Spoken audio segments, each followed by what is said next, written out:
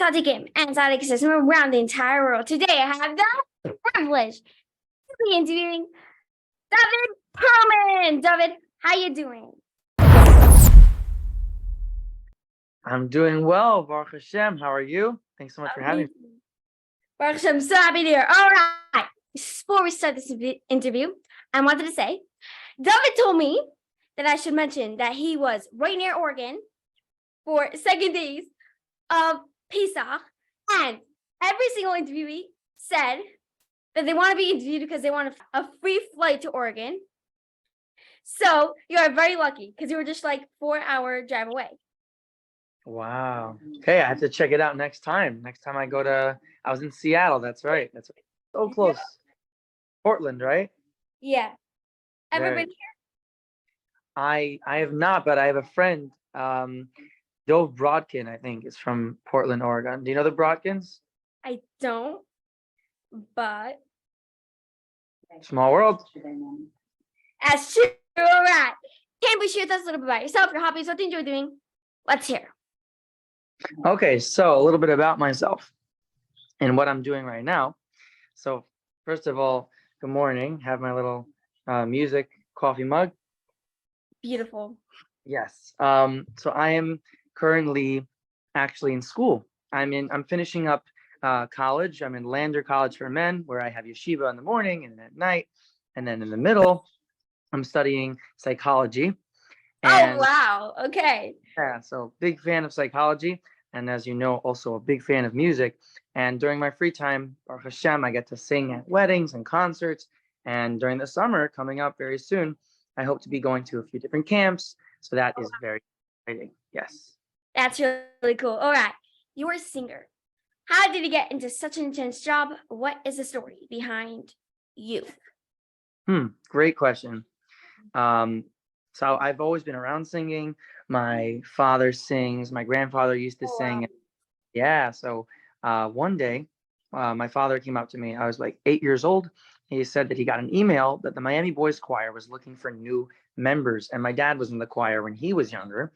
And yeah, brother was in it. So he said to me, "You want to try out?" I said, "Sure, why not?" And after I tried out, I got in, and those were really fun 5 years. Being in the choir, we got to travel all over. And afterwards, I'm like, I still love this very much. I want to keep singing.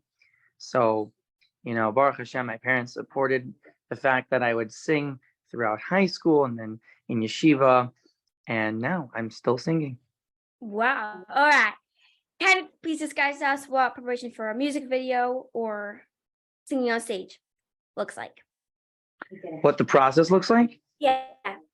Sure. So the process of creating a music video is really intense. There's a lot of steps that go into it. It depends on the video, but usually when I have an idea for a music video, I'll speak to my producer. We'll come up with some ideas, and then my producer will reach out to someone who will video it, so a videographer, and then we have to get someone who can edit the shots. We have to get someone who, before we even do that, we have to storyboard it. So somebody will draw out every scene with like a pencil. They'll like sketch out scene 1, scene 2, scene 3. We have to find locations to film. Sometimes we have to rent locations. Then we have to dancers. Sometimes if we get dancers, and then they're going to have to learn the choreography and the dancing. Sometimes we need to get costumes. We have to buy props. There's a whole bunch of stuff that goes into making a music video, but it's a really fun process. I did one on Hanukkah a few months ago, and we managed to squeeze in all of that process into like 2 weeks. We squeezed. Oh yeah, my siblings really like that music video, by the way. Oh, thank you so much. Thank you. Yeah, that was a crazy 2-week crunch. That was like, I came up with a song a month before Hanukkah, and I said, which is not a lot of time. And from the time I wrote it, I wrote it, and then like a few days later, went to the studio, recorded it. A few days later, started filming. Tick-tock, done. It was a very quick. Yeah, other times it could take much longer than that. Right, it's true. All right. What's something you really love about this job? It's a great question. I love being able to bring simcha to other people by singing. It brings me simcha to see other people filled with happiness, filled with simcha. and especially getting to sing for a chassan and kala and on their special day. It's definitely my favorite part of the job because I get to be there for this chassan and kala, and and be there and be misameach them and their families, and that brings me a lot of joy as well. Amazing. Who's somebody you really, really admire? I really admire Baruch Levine. I say this to anyone who asks me the question. I love music. I love his singing voice, and besides for that, I also love that he um, he teaches as a rebbe and is able to inspire people not just through music but through teaching Torah. Right. And that to me is a role model. I hope to combine my love of psychology and music in the future to be able to work in a school helping people figure their lives out, but also being able to inspire them through music and maybe even a little bit of teaching as well. Wow, beautiful. All right. Here's the thing. I sent you a list of questions before this interview. Though my favorite thing to do to my interviews is catch them when they don't know what's coming. So, even though this question is a little bit of a dumb question, I still wanted to ask it. So, what do you do during Sphira when you can't record music? And that's one of your favorite things to do. What do you do in your free time? Tell us what that looks like. Well, we live in a time where every year there's more and more a cappella albums being put out, so that's a lot of fun. Really fun is to record a cappella because you get to record harmonies and then you record stacks and stacks of vocal harmonies. So if I'm not recording an a cappella track, I'm listening to Comes It's in the Rain, I'm listening to Whispers of the Heart, and if I want to dance a little, I don't know if you're supposed to so much in the Omer, then I'll listen to maybe the Y Studs or the Maccabeats. But there's a lot of good a cappella music out there. I'm really it's just getting better and better every year. Some people like it's good stuff. In my dorm in yeshiva, we're always blasting Benny Friedman. Amazing. How do you deal with pressure and stressful situations? Pressure and stressful situations. Well, that's a good question. I think that sometimes the best thing to do is to take a step back. Let's say you're on your way to a concert and there's traffic and you're not sure you're going to make it.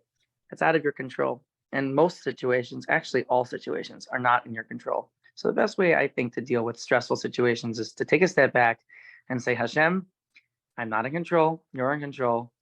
Please help me out. Whatever happens, it's all from you. It's all for the best. And then you basically beg Hashem to help see things through. Beautiful. All right. What is your most best and crazy memory throughout this adventure? Wow. Good question. Thank you. Thank you. Yeah, I want to think about that. I don't know if this is a craziest memory, but it was just a crazy day. There was a concert in Camp Hask, and we had rehearsed me going on stage, and they were going to play the intro, and then I was going to go on stage. And they were supposed to communicate with me when they started. And it was experience day. So there was a lot of people in camp that day. And we had worked out that they were going to communicate with me when they were starting. They didn't tell me that they started. And I was on the other side of camp when I heard the music starting to play. And made a beeline straight for the stage. And I made it within maybe it was the intro started playing. And they're like, Dovid Pearlman. And I wasn't there. And but I did make it for the song. It's just that it was in the nick of time. And so I have a bunch of stories where it's the nick of time, Hashem pulls through, but you got to make sure that there's that communication. Yeah. So that was a fun. That sounds very stressful. I'm sorry. Got through it. That's the crazy thing. Nobody in the audience even realized, because you don't tell they won't know. They're just watching. It's true. They're paying for it. You're the one with all the stress. That's how it works. All right. What are your dreams? What's something that you really, really, really want to accomplish?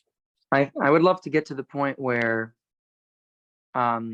besides for singing for as many people as I can, to continue. My dream is to be able to continue to do what I do as long as I can, till I'm old, because I love singing. I love being able to bring simcha to other people, and my it is my true hope and sincere tefillah that I'm able to do it for as long as I can, and that is my dream, just to continue doing what I do because I love it. Amazing. Beautiful. All right. Here is where the good stuff comes in. One more question. Are you ready? I'm ready. What is a life lesson that you can teach us? So we touched on this before, but I think that a life lesson that I could, if I could give one life lesson to everybody, it would be that you do your best and Hashem will do the rest.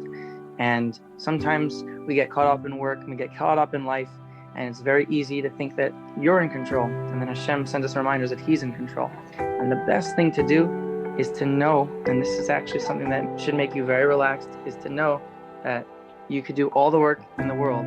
Hashem is ultimately going to take care of the rest of it. And whatever happens, whether you want it to happen or not, that's not for us to know. Hashem knows what's best for us. And that's something that I learned, whether by singing, whether in life, just in school, in work. It's something that everybody has to realize, that we do our best, Hashem does the rest. It's very true. Beautiful. All right. Dovid Pearlman, thank you so much for joining this beautiful, wonderful, amazing Elevate Yourself interview. We'll be out here for more interviews. Please call number 54648 and don't forget to elevate the planet.